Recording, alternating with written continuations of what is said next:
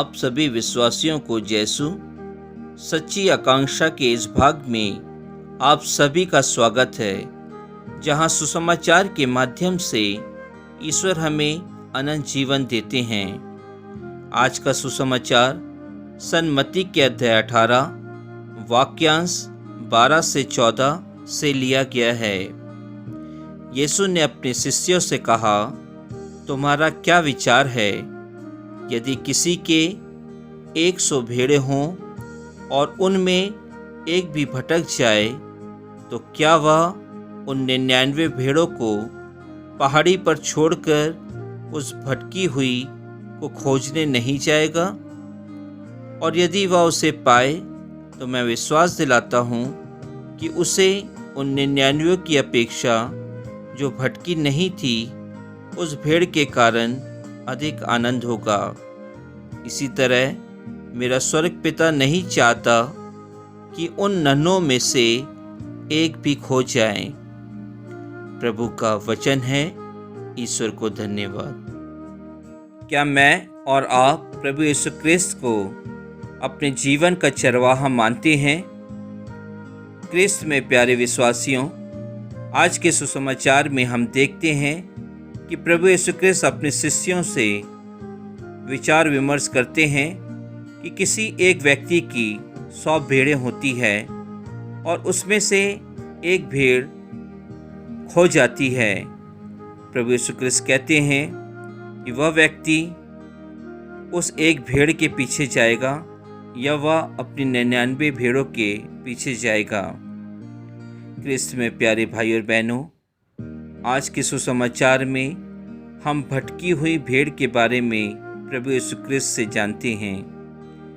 भटकी हुई भेड़ का तात्पर्य यह है कि कोई भी भेड़, हम जानते हैं कि भेड़ एक ऐसा प्राणी होता है जो नादान जानवर होता है।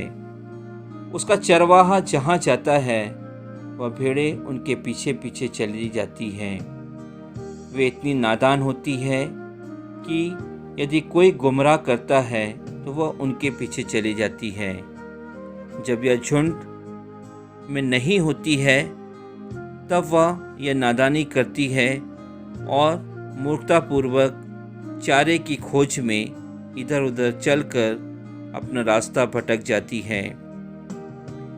यही एक भेड़ की चाल होती है। हम इसी से भेड़ की कल्पना कर सकते हैं। क्रिस्त में प्यारे भाई और बहनों, प्रभु यीशु क्रिस्त ने आज के सुसमाचार हम सभी के लिए दिया है। इस आगमन के दूसरे सप्ताह में प्रभु यीशु क्रिस्त ने हम सभी के विश्वास को, हम सभी के प्रेम को बताया है कि हम कितना प्रभु यीशु क्रिस्त से प्रेम करते हैं, कितना प्रभु यीशु क्रिस्त पर विश्वास करते हैं। जिस प्रकार भेड़ अपने चरवाहे के ऊपर विश्वास करती है कि वह चरवाहा उनको चारा दे सके, उसी प्रकार प्रभु यीशु क्रिस्त हम सभी से कहते हैं कि जब मैंने तुम्हें चुना था, मैंने तुम्हें इसलिए चुना ताकि मैं अपने गौशाले की तुम्हें भेड़ बना सकूं। अर्थात जिस प्रकार मैंने अपना जीवन व्यतीत किया है, तुम भी उसी प्रकार अपना जीवन व्यतीत करो। लेकिन हम उस भटकी हुई भेड़ के समान हैं जो अच्छे चारे की खोज में अपने चरवाहे से और अपने झुंड से दूर चली जाती है। कहने का तात्पर्य यह है कि हम भी उस भेड़ के समान इस संसार में सांसारिक जीवन जीते समय संसार के प्रलोभनों में, संसार के गलत कामों में हम चले जाते हैं, हम फंस जाते हैं। अपने स्वार्थ के कारण हम प्रभु यीशु क्रिस्त को भूल जाते हैं। हम अपना मूर्खतापूर्वक जीवन में सांसारिक मोहमाया की तरफ आकर्षित हो जाते हैं और हमें कोई भी भाई बहन कलीसिया की भेड़शाला से भटक जाने में हमारी सहायता करता है कि हम पुनः अपनी भेड़शाला में वापस आ जाएं। लेकिन हम इस संसार के मोहमाया में, इस संसार की गलत कामों में इतना फंस जाते हैं कि हम प्रभु यीशु क्रिस्त की भेड़शाला में आना नहीं चाहते हैं। यह आगमन काल हम सभी को याद दिलाता है कि हम सभी को इस आगमन काल में अपने जीवन को बदलना है। हम अभी जिस जीवन को व्यतीत कर रहे हैं यदि वह जीवन प्रभु यीशु क्रिस्त के नियमों के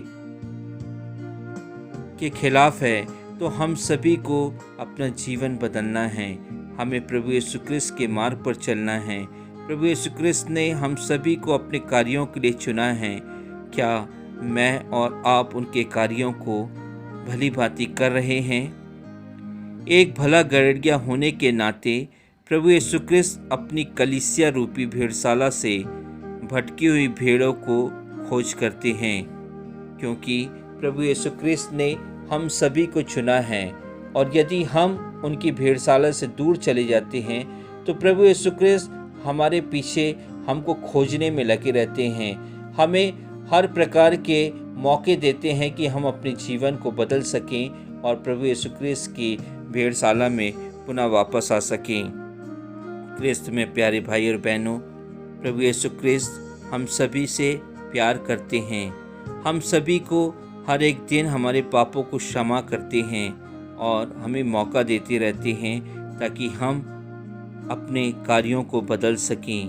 अपनी कलीसिया में हम प्रभु यीशु क्रिस्त के कार्यों को कर सकें।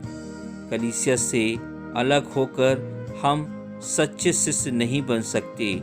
हम सच्चे सदस्य की खोज नहीं कर सकते। कलीसिया में हम सभी की मुक्ति होती है। हम सभी कलीसिया से जुड़े होने चाहिए ताकि हम कलीसिया के लिए कार्य कर सकें, अपने प्रभु यीशु क्रिस्त के लिए कार्य कर सकें, क्योंकि हमारे पिता ईश्वर नहीं चाहते हैं कि हम कलीसिया से दूर रहें, हम प्रभु यीशु क्रिस्त से दूर रहें, हम पल्ली के कार्यों से दूर रहें। क्रिस्त में प्यारे भाई और बहनों, प्रभु यीशु क्रिस्त ने हम सभी से यह वादा किया है कि हमारे मरण तक और मरने के बाद भी वह हमें अनंत जीवन देने वाले हैं। यदि हम उनकी आज्ञाओं को, उनके नियमों का पालन करते हैं तो निश्चय ही हम प्रभु यीशु क्रिस्त के स्वर्ग राज्य में भी प्रवेश कर सकते हैं। इस आगमन काल में और आज के सुसमाचार के माध्यम से हम सभी प्रभु यीशु क्रिस्त से यह वादा करें कि हम भी प्रभु यीशु क्रिस्त की भेड़शाला की भेड़ें बन सकें। जिस प्रकार वह भेड़ अपने चरवाहे के साथ हमेशा रहता है, उसी प्रकार हम भी प्रभु यीशु क्रिस्त के साथ हमेशा रह सकें। यदि प्रभु यीशु क्रिस्त ने जिन सेवकों को चुना है, हम उन सेवकों को अर्थात हमारे पुरोहितों के माध्यम से अपने जीवन को बदल सकें और कलीसिया में एक सच्चे और एक अच्छे समाज के कार्यकर्ता के रूप में कार्य कर सकें। आमीन।